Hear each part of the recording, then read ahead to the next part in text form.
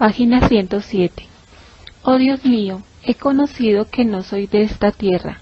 El Señor me lo ha inculcado en mi alma, en alto grado. Estoy presente más en el cielo que en la tierra, aunque no descuido en nada mis deberes. 108. En estos momentos no tenía al director espiritual y no conocía ninguna dirección. Rogaba al Señor, pero no me daba ningún director. Jesús mismo es mi maestro desde la niñez hasta ahora. Me ha conducido a través de todas las selvas y todos los peligros. Veo claramente que solamente Dios pudo llevarme por un peligro tan grande sin ningún daño ni prejuicio. Y mi alma quedó intacta y vencía siempre todas las dificultades que eran inimaginables. Salía, sin embargo el Señor me dio el director, pero más tarde. 109. Después de esos sufrimientos del alma, se encuentra en gran pureza de espíritu y en una gran cercanía con Dios, aunque tengo que decir que durante los tormentos espirituales, ella está cerca de Dios, pero está ciega. La mirada de su alma está envuelta en tinieblas y Dios está más cerca de esta alma sufriente. Pero todo el secreto está precisamente en que ella no lo sabe. No solo afirma que Dios la ha abandonado, sino que dice ser el objeto de su odio. ¿Qué enfermedad tan grave de la vista del alma que deslumbra por la luz de Dios? Afirma que Él está ausente mientras es tan fuerte que la ciega. Sin embargo, conocí después que Dios está más cerca de ella en aquellos momentos que en cualquier otra circunstancia, ya que con la ayuda normal de la gracia no podría superar las pruebas. La omnipotencia de Dios y una gracia extraordinaria operan aquí, porque al no ser así, sucumbiría bajo el primer golpe. 110. Oh Divino Maestro, esto es solamente tu obra en mi alma. Tú, oh Señor, no temes poner al alma al borde de un abismo terrible, donde ella se asusta y tiene miedo, y tú vuelves a llamarla. Estos son tus misterios inconcebibles. 111. Cuando en estos tormentos del alma trataba de acusarme en la confesión de los detalles más pequeños, aquel sacerdote se extrañó de que no cometía faltas más graves y me dijo las siguientes palabras: si en estos tormentos, hermana, usted es tan fiel a Dios, esto ya me da prueba de que Dios la sostiene con su gracia particular, y si usted no lo entiende, no se preocupe. Es extraño, sin embargo, que en estas cosas los confesores no pudieran ni comprenderme ni tranquilizarme hasta el encuentro con el padre András y luego con el padre Sopoco. 112. Algunas palabras sobre la confesión y los confesores. Recordaré solamente lo que experimenté y viví en mi propia alma. Hay tres cosas por las cuales el alma no saca provecho de la confesión en aquellos momentos excepcionales. La primera es que el confesor conoce poco los caminos extraordinarios y muestra asombro si un alma le revela los grandes misterios que Dios realiza en el alma. Este asombro suyo pone en alarma a un alma sutil y advierte que el confesor está indeciso en expresar su opinión. Y si el alma nota esto, no se tranquiliza, sino que tiene aún más dudas después de la confesión de cuantas tenía antes de ella, porque siente que el confesor la tranquiliza, pero él mismo no está seguro. O bien, lo que me ha ocurrido a mí, que el confesor, sin poder penetrar algunos misterios del alma, le rehúsa la confesión, muestra un cierto temor al acercarse esa alma a la rejilla. ¿Cómo puede un alma en tal estado adquirir tranquilidad en el confesionario, visto que es tan sensible a cada palabra del confesor? Según mi parecer, en estos momentos de visitas especiales de Dios en el alma, si el sacerdote no la atiende, debería referirla a un confesor con experiencia y conocimiento. o él mismo adquirir luces para dar al alma lo que ella necesita, y no rehusarle simplemente la confesión, porque de este modo las pone a un gran peligro, y más de un alma puede abandonar el camino, en el cual Dios querría tenerla de modo particular. Es una cosa de gran importancia, porque yo mismo lo experimenté.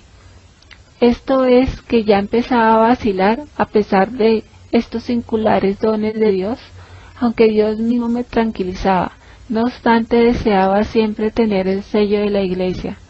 La segunda cosa es que el confesor no permite expresarse sinceramente, manifiesta la impaciencia. El alma entonces se calla y no dice todo, y por lo tanto no saca provecho. Cuando sucede que el confesor empieza a someter al alma a pruebas, y sin conocerla, en vez de ayudarle le hace daño, y eso porque ella sabe que el confesor no la conoce, dado que no le ha permitido revelarse completamente en cuanto a las gracias, ni tampoco en cuanto a la miseria, pues la prueba no es apropiada. Tuve algunas pruebas de las cuales me reí. Expresaré mejor esto con las palabras de que el confesor es el médico del alma, y cómo el médico, sin conocer la enfermedad, puede dar una medicina apropiada. Nunca, porque no tendrá ningún efecto deseado, o le recetará demasiado fuerte y agravará la enfermedad, y a veces, Dios no lo quiera, puede provocar la muerte, porque es demasiado fuerte. Lo digo por experiencia, que en algunos casos fue Dios mismo que me sostenía. La tercera cosa es que a veces el confesor da poca importancia a las cosas pequeñas. En la vida espiritual no hay nada pequeño.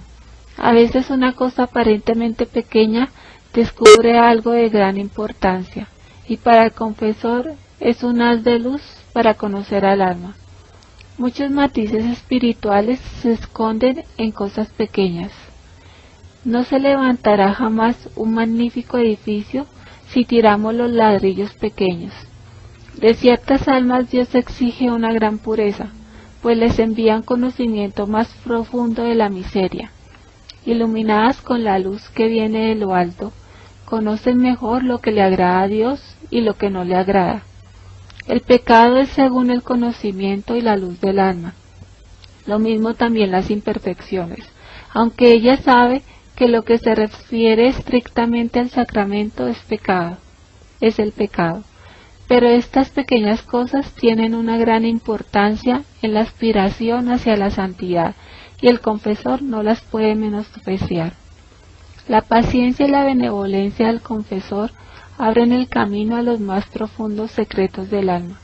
El alma casi inconscientemente revela la profundidad abismal y se siente más fuerte y más resistente. Ahora lucha con más valor, hace más esfuerzos porque sabe que debe rendir cuenta de ello. Recordaré una cosa más respecto al confesor. En ocasiones tiene que experimentar, tiene que poner a prueba, tiene que ejercitar, tiene que poner a prueba, tiene que conocer si está tratando con la paja o con el hierro o con el oro puro. Cada una de estas tres almas necesita ejercitarse de un modo diferente. El confesor debe necesariamente formarse una opinión clara de cada una, para saber lo que puede soportar en determinados momentos, circunstancias y casos. En cuanto a mí, después de muchas experiencias, cuando me di cuenta de no ser comprendida, no revelaba mi alma y no turbaba mi tranquilidad. Pero esto sucedió solo desde el momento en que todas estas gracias estaban bajo el juicio del confesor con discernimiento, instruido y con experiencia. Ahora sé cómo comportarme en ciertos casos. 113.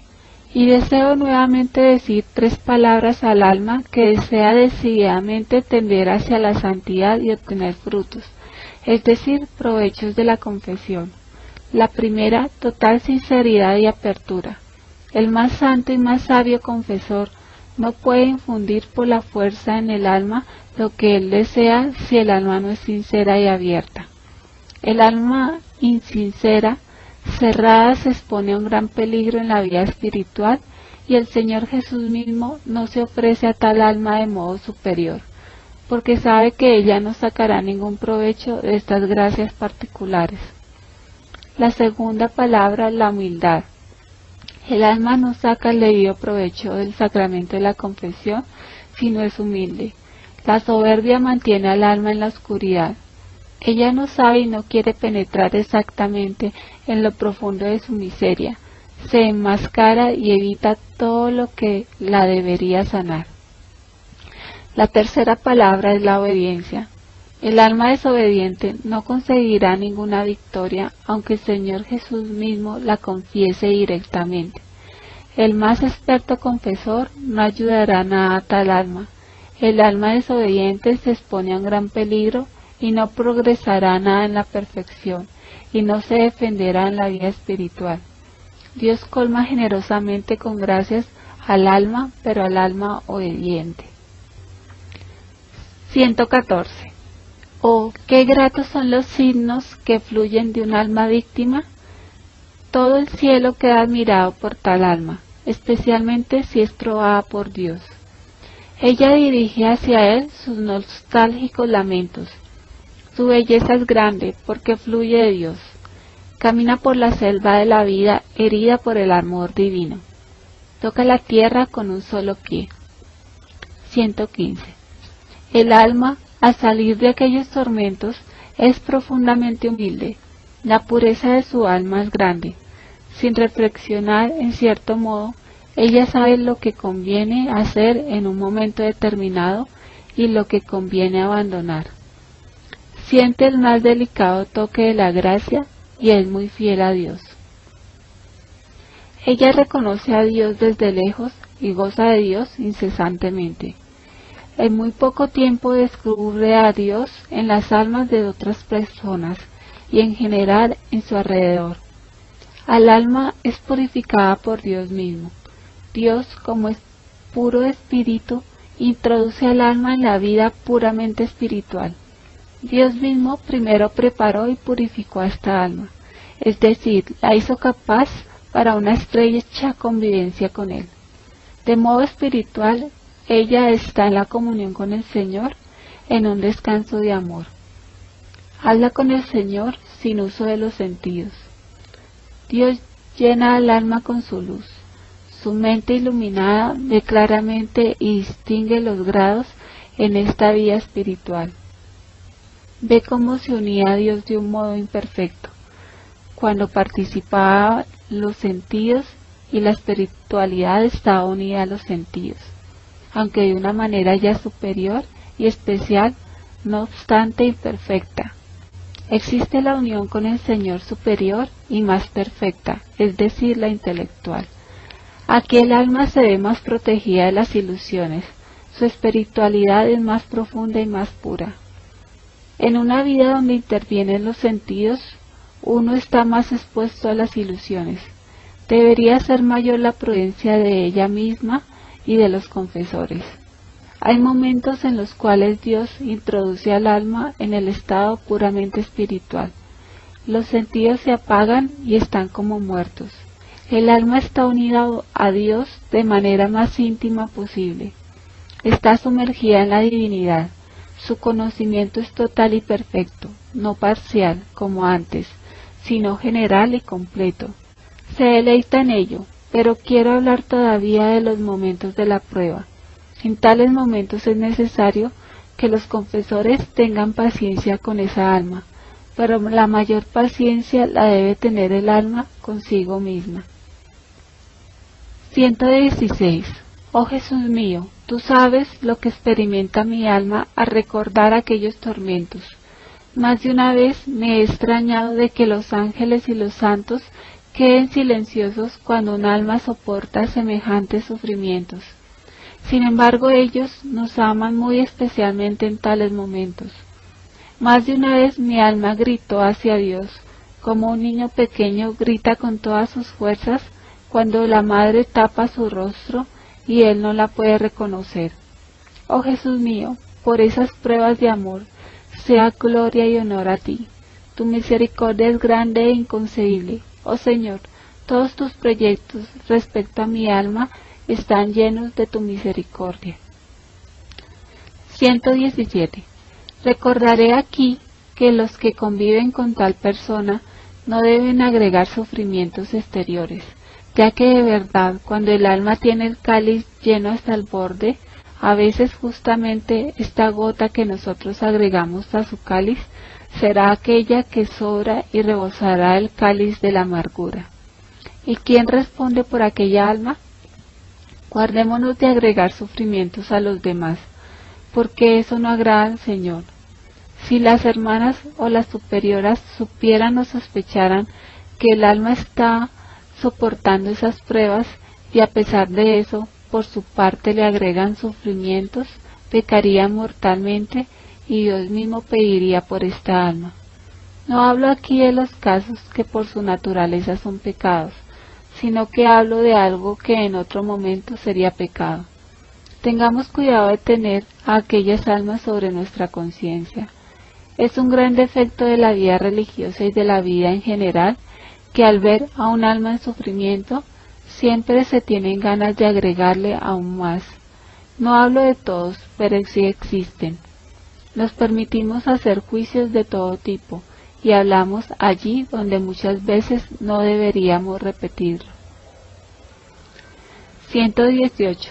La lengua es un órgano pequeño, pero hace cosas grandes. Una religiosa que no es callada nunca llegará a la santidad, es decir, no será santa. No se haga ilusiones, a no ser que el Espíritu de Dios hable por ella.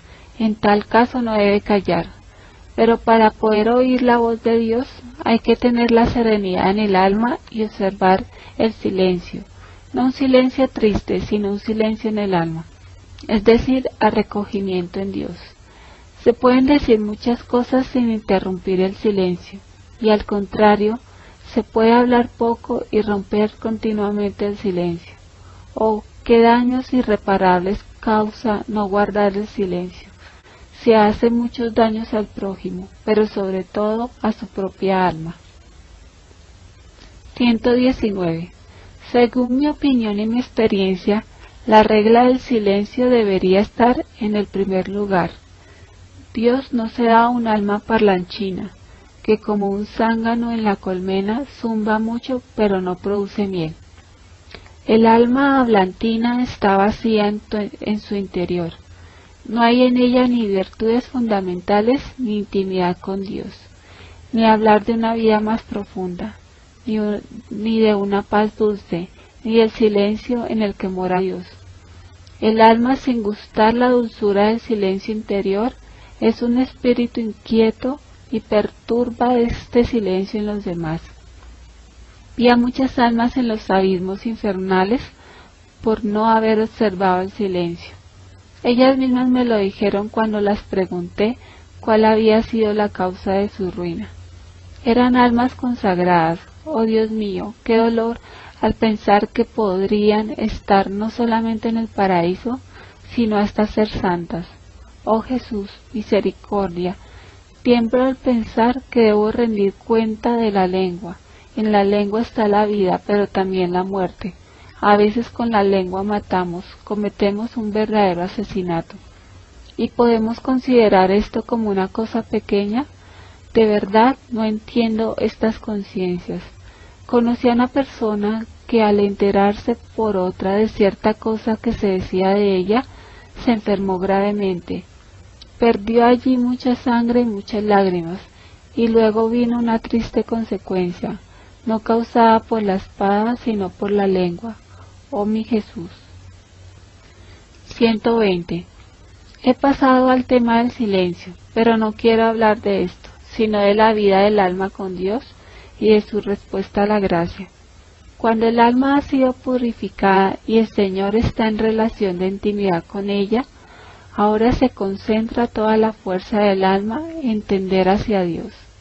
Pero ella de por sí no puede nada. Aquí solamente Dios arregla todo. El alma lo sabe y está consciente de ello. Ella vive todavía en el destierro y comprende bien que puede haber todavía días nublados y lluviosos. Pero ella debe mirar todo esto con la actitud distinta a la mantenida hasta ahora. No se refugia en una paz engañosa, sino que se dispone a la lucha.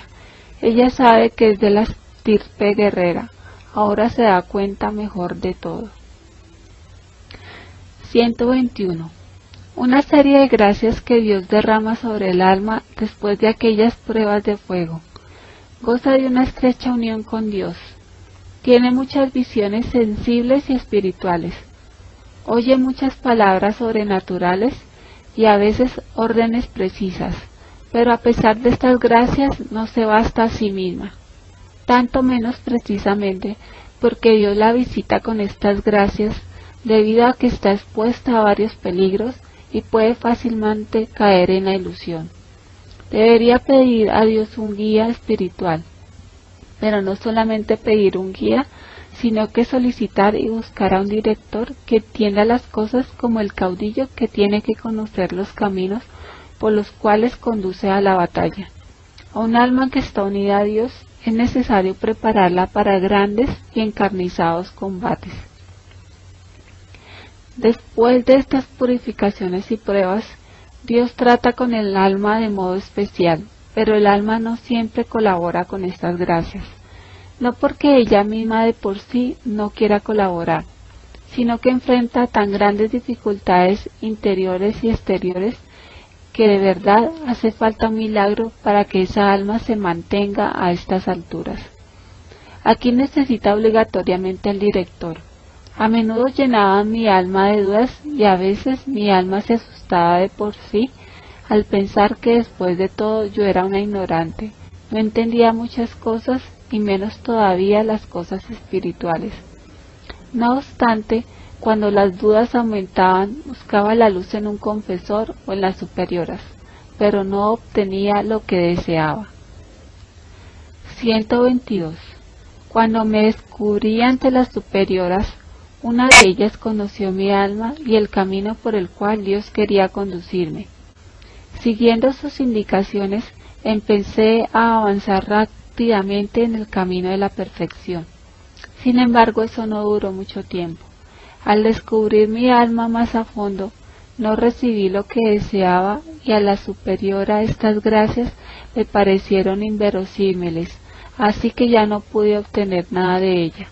Me decía que no era posible que Dios conviviera tan íntimamente con una criatura. Yo temo por usted, hermana, si acaso no sea alguna ilusión. Tomé consejo de un sacerdote, pero el confesor no me entendió y dijo, es mejor que usted, hermana, hable estas cosas con las superioras.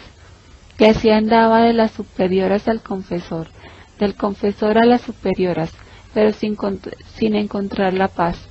Estas gracias de Dios empezaron a ser para mí un gran sufrimiento. Más de una vez dije directamente al Señor, Jesús, tengo miedo de ti, ¿no eres acaso algún fantasma?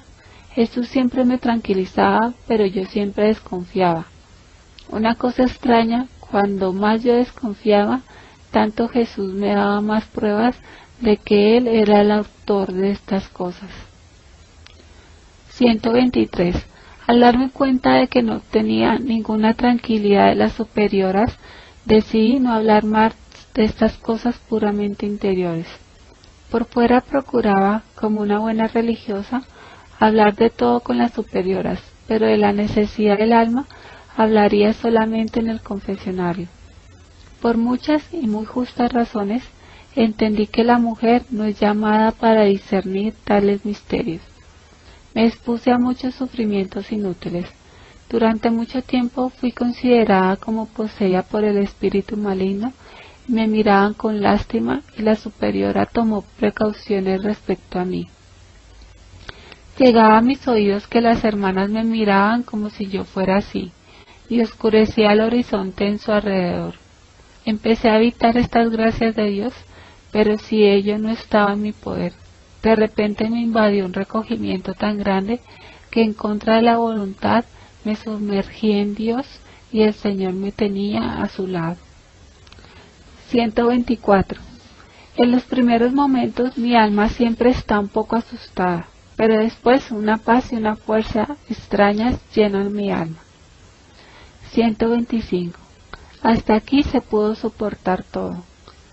Pero cuando el Señor me pidió que pintara esta imagen, entonces de verdad empezaron a hablar y a mirarme como una histérica y una exaltada, y eso empezó a propagarse aún más.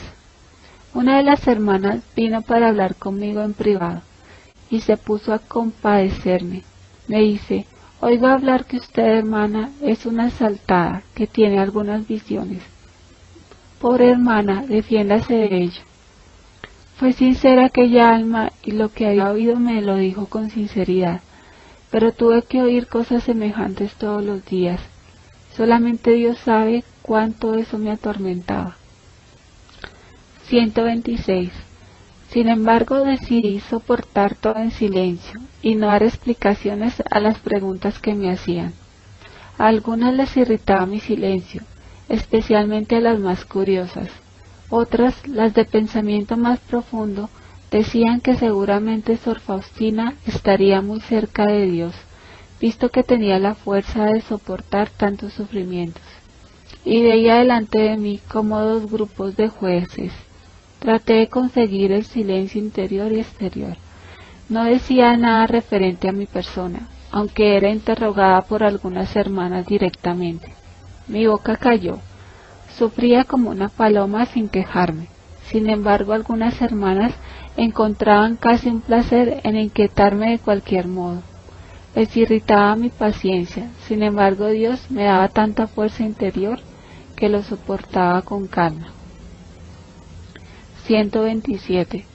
Me di cuenta de que en aquellos momentos no tendría la ayuda de nadie y empecé a rezar y a pedir al Señor un confesor. Anhelaba que algún confesor me dijera esta única palabra: quédate tranquila, estás en un buen camino, o bien rechaza todo eso porque no viene de Dios. Sin embargo, no encontraba un sacerdote tan decidido que me dijera estas palabras claras en nombre del Señor, pues continuaba en la incertidumbre. Oh Jesús, si es tu voluntad que viva en tal incertidumbre, sea bendito tu nombre. Te ruego, Señor, tú mismo guía mi alma y quédate conmigo, porque sola soy nada. 128. Pues ya soy juzgada por todos lados. Ya no queda nada de lo que hay en mí que se haya escapado al juicio de las hermanas. Pero en cierto sentido, ya se agotó todo y empezaron a dejarme en paz. Mi alma atormentada descansó un poco, pero conocí que en aquellas persecuciones el Señor estuvo muy cerca de mí. Eso duró un brevísimo instante. Estalló nuevamente una violenta tempestad. Ahora las sospechas anteriores se hicieron seguras para ellas, y hay que escuchar nuevamente las mismas canciones. Así lo dispone el Señor. Pero lo extraño es que, incluso por fuera, empezaran para mí distintas adversidades. Esto provocó distintos sufrimientos, conocidos solamente por Dios. Sin embargo, trataba como podía, hacer todo con la intención más pura posible. Veo que estoy vigilada en todas partes como un ladrón. En la capilla, cuando hago mis deberes, en la celda. Ahora sé que además de la presencia de Dios, tengo siempre la presencia humana. De verdad, más de una vez esta presencia humana me molestó mucho. Hubo momentos en que reflexionaba si desvestirme o no para lavarme. De verdad, mi pobre cama también fue controlada muchas veces. A veces me daba risa saber que no dejaban en paz ni siquiera la cama. Una hermana me dijo, ella misma, que cada noche me miraba en la celda para ver cómo me comportaba en ella. Sin embargo, los superiores son siempre los superiores. Y si bien me humillaba personalmente y más de una vez me llenaron de dudas, no obstante siempre me permitieron lo que exigía el Señor, aunque no tal y como yo pedía, pero sí de otro modo satisfacieron las demandas del Señor y me permitieron esas penitencias y mortificaciones. 129. Un día una de las madres se enojó tanto conmigo y me humilló tanto que pensé que no lo soportaría. Me dijo, extravagante, histérica, visionaria, vete de mi habitación, no quiero conocerte. Todo lo que pudo cayó sobre mi cabeza. Al volver a la celda, Me caí de cara al suelo delante de la cruz y miré a Jesús sin poder pronunciar ni una sola palabra. Y sin embargo ocultaba a los demás y disimulaba como si no hubiera pasado nada entre nosotras. Satanás siempre aprovecha tales momentos. Comenzaron a venirme los pensamientos de desánimo. He aquí tu premio por la fidelidad y la sinceridad. ¿Cómo ser sincera si se es tan incomprendida? Oh Jesús, Jesús, ya no aguanto más. Otra vez caí al suelo bajo aquel peso y comencé a sudar y el miedo empezó a dominarme. No tengo en quién apoyarme interiormente. De repente oí en mi alma la voz: no tengas miedo, yo estoy contigo. Y una luz extraña iluminó mi mente y comprendí que no debía someterme a tales tristezas, y una fuerza me llenó y salí de la celda con un nuevo ánimo para enfrentar los sufrimientos. 130. Sin embargo, empecé a descuidarme un poco. No hacía caso a estas inspiraciones interiores, trataba de distraerme, pero a pesar del ruido y de las distracciones, veía lo que pasaba en mi alma. La palabra divina es muy elocuente y nada puede sofocarla. Empecé a evitar el encuentro del Señor en mi propia alma, porque no quería ser víctima de la ilusión. Sin embargo, el Señor en cierto modo me persiguió con sus dones, y de verdad experimentaba por turno sufrimientos y alegrías. No menciono aquí diferentes visiones y gracias que en aquel tiempo Dios me concedió, porque las tengo apuntadas en otro lugar. Pero diré que aquellos distintos sufrimientos ya llegaron al colmo y me decidí a acabar con estas dudas antes de los votos perpetuos. Durante todo el tiempo de la probación rogué por la luz de un sacerdote a quien debía revelar mi alma hasta lo más profundo, y rogué a Dios que Él mismo me ayudara en esto, y me diera la gracia de contar con las cosas más secretas que había entre mí y el Señor, y que me predispusiera a que yo considerara cualquier cosa que aquel sacerdote decidiera por decidida por Jesús mismo. No importa cuál será el juicio sobre mí, yo deseo solamente la verdad y una respuesta decidida a ciertas preguntas. Me he encomendado a Dios completamente y mi alma desea la verdad. No puedo seguir viviendo en dudas, aunque en el alma tenía una certeza tan grande de que esas cosas procedían de Dios, que ofrecería mi vida por ellas. Sin embargo, por encima de todo eso lo puse la opinión del confesor y decidí comportarme de acuerdo con lo que él consideraría justo y según sus indicaciones. Veo aquel momento como el que decidirá de cómo debo comportarme durante toda la vida. Sé que de él dependerá todo. No tiene importancia si lo que me dirá será de acuerdo con mis inspiraciones o todo lo contrario. Eso ya no me importa.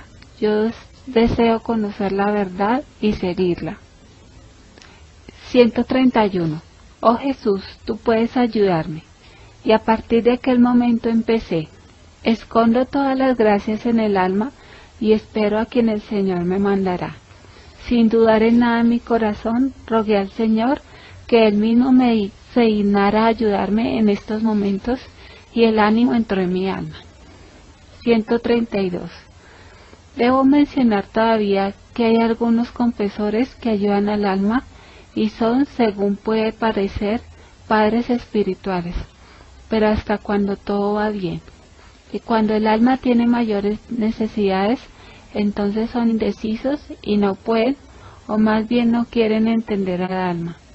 Procuran liberarse de ella lo antes posible, pero si el alma es humilde, siempre saca alguna pequeña ventaja. A veces Dios mismo envía un rayo de luz a lo profundo del alma por su humildad y su fe. A veces el confesor dice lo que no pensaba decir en absoluto y él mismo no se da cuenta de ello. Oh, que alma crea que son las palabras del Señor mismo, aunque tenemos que creer que cada palabra en el confesionario es de Dios, pero lo he mencionado más arriba, es algo que viene directamente de Dios. Y el alma siente que el sacerdote no depende de sí mismo, sino que dice lo que no quisiera pronunciar. Pues de este modo Dios recompensa la fe. Lo experimenté muchas veces en mí misma. Me sucedió una vez al confesarme con un cierto sacerdote muy docto y muy estimado. Siempre me era severo y contrario en esas cosas, pero una vez me dijo: debes saber, hermana, que si Dios quiere que hagas eso, pues no debes oponerte. A veces Dios quiere ser alabado de ese modo. Quédate tranquila, si Dios ha empezado, terminará. Pero te digo, la fidelidad a Dios y la humildad, y una vez más la humildad. Recuerda lo que te he dicho hoy. Me alegré y pensé que tal vez aquel sacerdote me hubiera entendido, pero las circunstancias fueron tales que no me confesé nunca más con él. 133. Una vez me llamó una de las madres de mayor edad y de un cielo sereno empezaron a caer truenos de fuego, de tal modo que ni siquiera sabía de qué se trataba. Pero poco después entendí que se trataba de lo que no dependía de mí. Me dijo: quítese de la cabeza, hermana, que el Señor Jesús trate con usted tan familiarmente, como una persona tan mísera, tan imperfecta. El Señor Jesús trata solamente con almas santas, recuérdelo bien. Reconocí que tenía plenamente razón, porque yo soy miserable, sin embargo confié en la misericordia de Dios. Cuando me encontré con el Señor, me humillé y dije: Jesús, según dices, tú no tratas con las personas miserables. Quédate tranquila, hija mía, precisamente a través de tal miseria quiero mostrar el poder de mi misericordia. Entendí que la Madre quiso solamente humillarme. 134. Oh Jesús mío, me has sometido a muchas pruebas en mi corta vida. Entendí muchas cosas, incluidas tales que estoy sorprendida. Oh, qué bueno es someterse en todo a Dios y permitir a Dios obrar en el alma con toda la plenitud. 135. En la tercera probación, el Señor me dio a entender que me ofreciera a Él para que pudiera hacer conmigo lo que le agradaba. Debo estar siempre delante de Él como víctima. En un primer momento me asusté, sintiéndome infinitamente miserable y conociéndome bien, contesté al Señor una vez más: soy la miseria misma, ¿cómo puedo ser rehén? Hoy no lo entiendes, mañana te lo daré a conocer durante la adoración. El corazón y el alma me temblaban. Estas palabras se imprimieron tan profundamente en mi alma. La palabra de Dios es viva. Cuando viene la adoración, sentí en el alma que entré en el templo de Dios viviente, cuya majestad es grande e inconcebible. Y el Señor me dio a conocer lo que son frente a Él incluso los espíritus más puros. Aunque por fuera no veía nada, la presencia de Dios me envolvió por completo. En aquel momento mi mente fue iluminada de modo singular. Delante de los ojos de mi alma pasó una visión, como aquella que el Señor Jesús tuvo en el huerto de los olivos. Primero, los sufrimientos físicos y todas las circunstancias que los aumentan. Los sufrimientos espirituales en toda su extensión y los de los cuales nadie sabrá. En aquella visión entra todo: sospechas injustas, pérdida del propio buen nombre. He escrito esto de modo resumido, pero el conocimiento de eso fue tan claro que lo viví después, no difería en nada de lo que conocí en aquel momento. Mi nombre debe ser víctima. Cuando la visión terminó, un sudor frío fluyó por mi frente. 136. Jesús me dio a conocer que aunque no lo aceptara, no obstante podría salvarme, y Él no disminuiría las gracias que me había concedido y seguiría en la misma intimidad conmigo. Esto es, que aunque no aceptara este sacrificio, la generosidad de Dios no disminuiría. Y el Señor me dio a conocer que todo el misterio dependía de mi consentimiento voluntario a ese sacrificio con toda la conciencia de mi mente. En este acto voluntario y consciente está todo el poder y el valor delante de su majestad. Aunque no me sucediera nada de aquello a lo que me había ofrecido, delante del Señor es como si ya todo hubiera sucedido. En aquel momento entendí que entraba en unión con la majestad inconcebible. Sentí que Dios esperaba mi palabra, mi consentimiento. De repente mi alma se sumergió en el Señor y le dije: haz conmigo lo que te agrade, me someto a tu voluntad. Desde hoy tu santa voluntad es mi alimento. Seré fiel a tus demandas con la ayuda de tu gracia. Haz conmigo lo que te agrade. Te suplico, Señor, quédate conmigo en cada momento de mi vida. 137. Súbitamente, cuando acepté este sacrificio con la voluntad y el corazón, la presencia de Dios me traspasó totalmente. Mi alma fue sumergida en Dios e inundada de una felicidad tan grande que no alcanzo a describirla ni siquiera parcialmente. Sentía que su majestad me envolvía. Fui fusionada con Dios de modo singular. Vi una gran complacencia de Dios hacia mí e igualmente mi espíritu se sumergió en él. Consciente de haberme unido con Dios, siento que soy amada de modo particular y recíprocamente amo con toda la fuerza de mi alma. Un gran misterio se produjo durante aquella adoración, un misterio entre yo y el Señor, y me parecía que iba a morir de amor bajo su mirada. Aunque hablé mucho con el Señor, pero sin una palabra, y el Señor me dijo: eres un deleite para mi corazón. Desde hoy, cada acción tuya, la más pequeña, encuentra la complacencia en mis ojos, cualquier cosa que hagas. En aquel momento me sentí reconsagrada. La envoltura del cuerpo es la misma, pero el alma es otra. En ella mora Dios con toda su predilección. No un sentimiento, sino una realidad consciente a la que nada me puede ofuscar. Un gran misterio se entrelazó entre Dios y yo.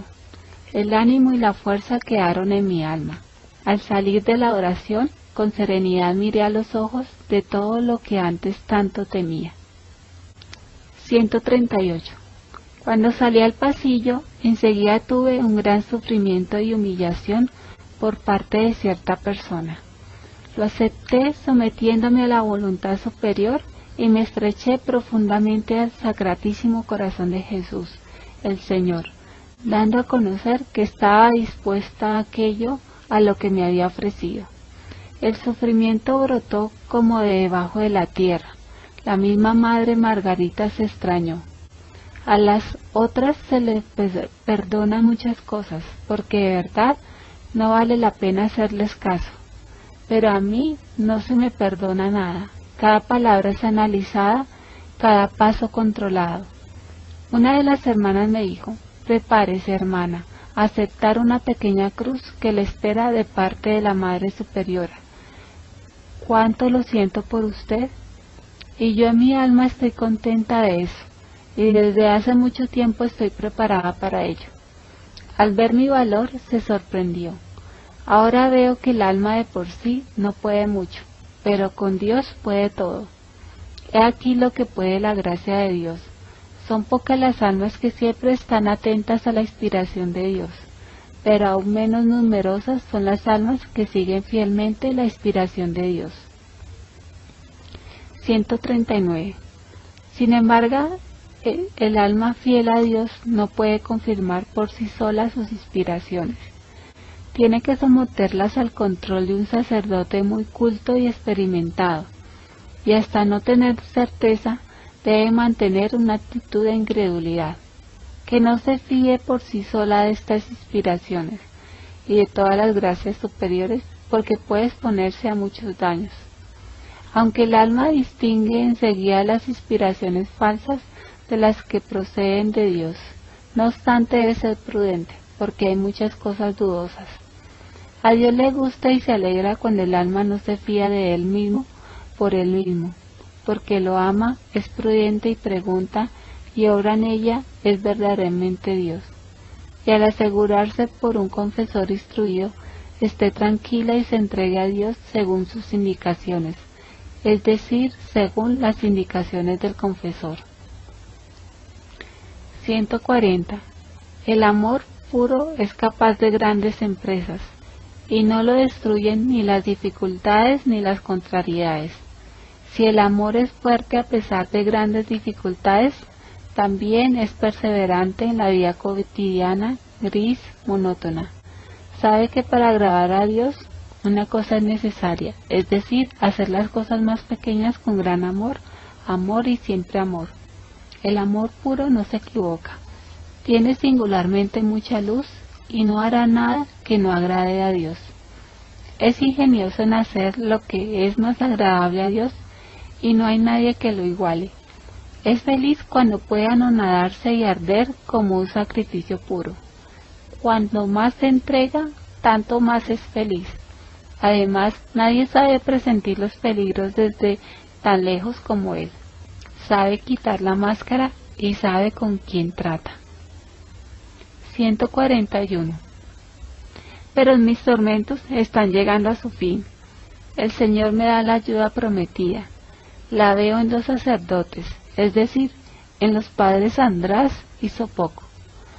Durante los ejercicios espirituales, antes de los votos perpetuos, por primera vez fui tranquilizada profundamente, y después fui guiada en la misma dirección por el padre Sopoco. En esto se cumplió la promesa del Señor. 142.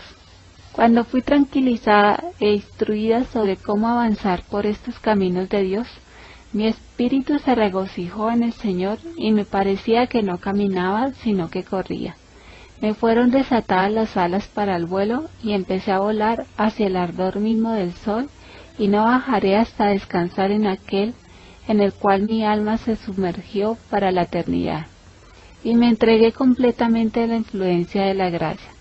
Son grandiosos los descensos divinos hacia mi alma. No me retiro ni me excuso, sino que me ahogo en él, como en mi único tesoro. Soy una sola cosa con el Señor. En cierto modo desaparece el abismo entre nosotros, el Creador y la criatura. Durante unos días mi alma estaba en casi continuo éxtasis. La presencia de Dios no me abandonaba ni por un momento, y mi alma permanecía en una continua unión amorosa con el Señor. Sin embargo, eso no me impedía cumplir mis deberes. Sentía que era transformada en el amor, ardía toda pero sin daño. Me sumergía continuamente en Dios.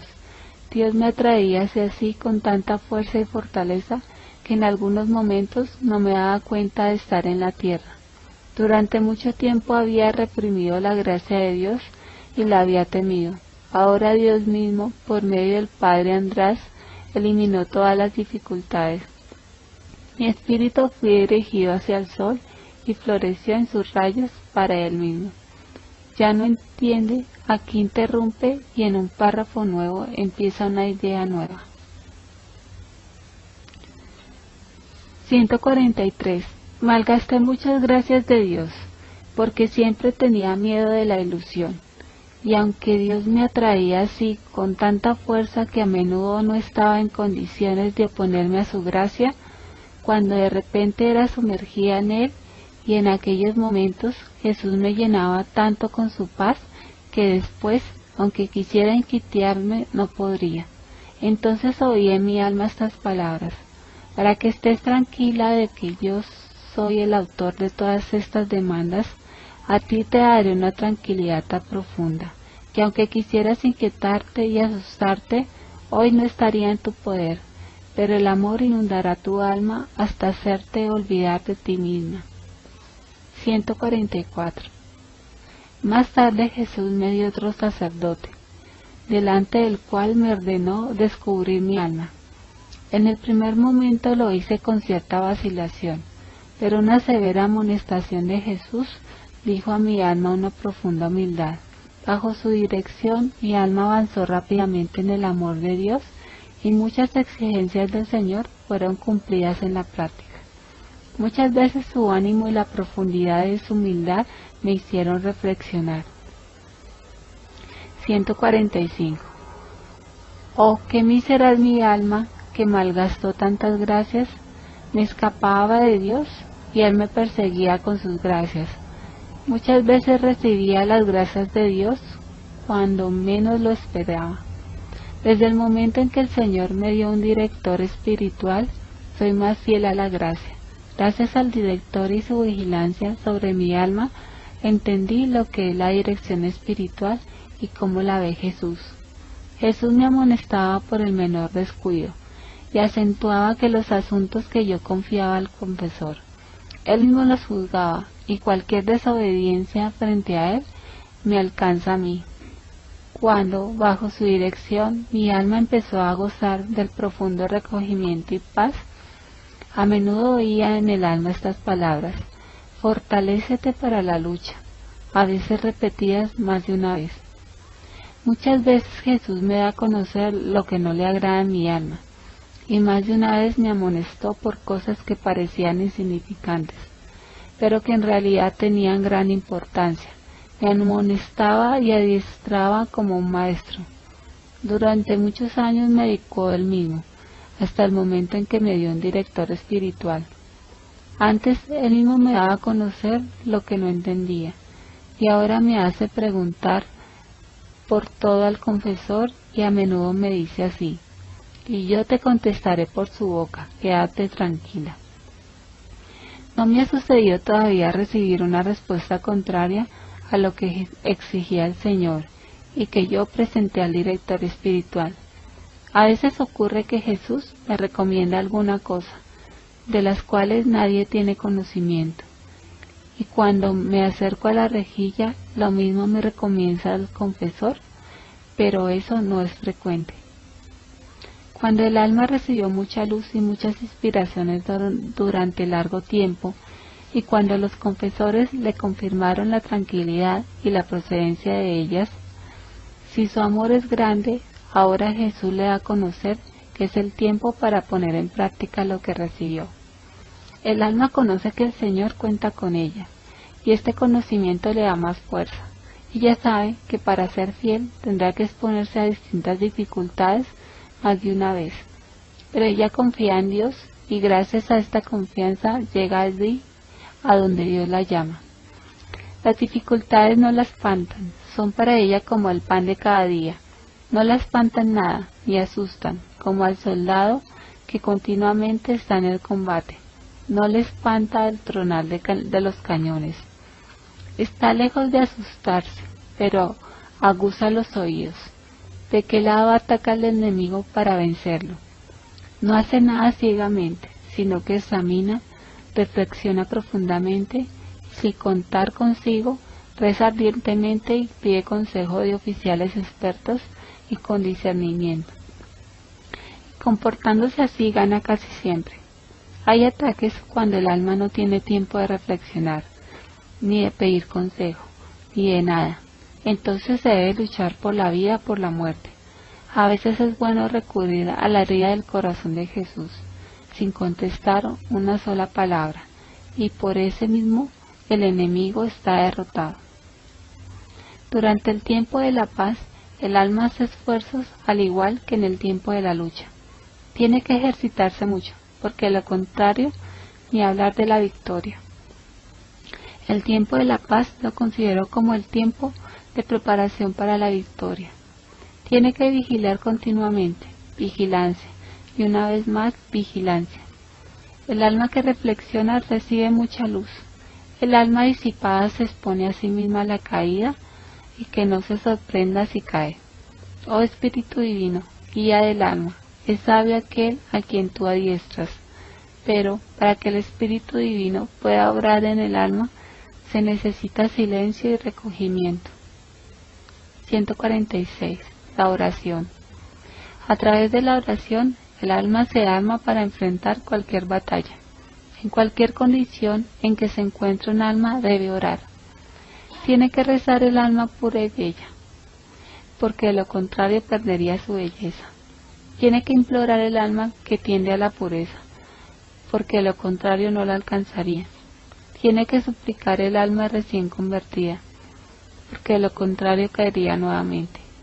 Tiene que orar el alma pecadora, sumergida en los pecados, para poder levantarse. Y no hay alma que no tenga el deber de orar, porque toda gracia fluye por medio de la oración. 147. Recuerdo que recibí luz en la mayor abundancia durante la oración de media hora que hacía todos los días durante la Cuaresma, postrándome en cruz delante del Santísimo Sacramento. En aquel tiempo me conocí más profundamente a mí y a Dios. Para hacer aquella oración encontré muchos obstáculos, a pesar de tener el permiso de las superiores. El alma debe saber que para orar y perseverar en la oración, tiene que armarse de paciencia y con esfuerzo superar las dificultades exteriores e interiores. Las dificultades interiores, el desaliento, la aridez, la pereza, las tentaciones, las exteriores, el respeto humano y la necesidad de respetar los momentos destinados a la oración. Yo misma experimenté que si no rezaba la oración en el momento establecido, después tampoco la rezaba, porque no me lo permitían los deberes, y si la recé fue con gran dificultad, porque el pensamiento huía hacia los deberes. Me sucedió también esta dificultad, que si el alma había rezado bien la oración y había salido de ella con un profundo recogimiento interior, otras personas perturbaban ese recogimiento. Así pues, es necesaria la paciencia para perseverar en la oración. Me sucedió más de una vez que cuando mi alma estaba sumergida en Dios más profundamente y sacaba mayor provecho de la oración, y la presencia de Dios la acompañaba durante el día, y en el trabajo había más concentración y más perfección, y más empeño en el deber. No obstante, me sucedía que justamente entonces recibía el mayor número de reproches de ser negligente, indiferente a todo, porque las almas menos recogidas quieren que las demás se les parezcan, ya que constituyen para ellas un remordimiento continuo. 148. Un alma noble y delicada puede ser también la más sencilla, pero de sentimientos delicados. Tal alma en todo ve a Dios, lo encuentra en todas partes, sabe encontrar a Dios incluso en las cosas más insignificantes. Para ella todo tiene algún significado, aprecia mucho todo, agradece a Dios por cada cosa, de cada cosa saca provecho para el alma y dirige a Dios toda la alabanza. Confía en Él y no se impresiona cuando llega el momento de la prueba. Sabe que Dios siempre es el mejor Padre y da poca importancia a las consideraciones humanas. Sigue fielmente el más pequeño soplo del Espíritu Santo, goza por este huésped espiritual y se agarra a él como un niño a la madre. Así otras almas se detienen y asustan. Ella sigue adelante sin temor y sin dificultad. 149. Cuando el Señor mismo quiere estar al lado de un alma y guiarla, aleja todo lo que es exterior. Cuando me enfermé y fui trasladada a la enfermería, tuve muchos disgustos por este motivo. Éramos 2 las internadas en la enfermería. A Sor N venían a visitarla otras hermanas. A mí nadie me visitó. Es verdad que la enfermería es una sola, pero cada una tiene su propia celda. Las noches de invierno eran largas. La hermana N tenía la luz, los auriculares de la radio, y yo ni siquiera pude preparar las meditaciones por falta de luz. Así pasaron casi 2 semanas. Una noche me quejaba el Señor de tener muchos tormentos, de no poder ni siquiera preparar las meditaciones por no tener luz, y me dijo el Señor que vendría todas las noches y meditaría los temas para la meditación del día siguiente. Los temas se referían siempre a su dolorosa pasión. Me decía: contempla mi tormento delante de Pilato. Y así, punto a punto, durante toda la semana, contemplé su dolorosa pasión. Desde aquel momento una gran alegría entró en mi alma, y ya no deseaba ni visitas ni luz. Me bastaba Jesús por cada cosa. Las superioras cuidaban muchísimo a las enfermas, sin embargo, el Señor dispuso las cosas de tal manera que me sentía abandonada. Pero este mejor maestro, para poder obrar directamente en el alma, apartará todo lo que es creado. Más de una vez sufrí tantas y tan distintas persecuciones y tormentos que la misma madre me dijo: en su camino, hermana, los sufrimientos brotan directamente de debajo de la tierra. Me dijo: yo la miro, hermana, como si estuviera crucificada, pero he observado que Jesús de algún modo entra en esto. Sea fiel al Señor, hermana.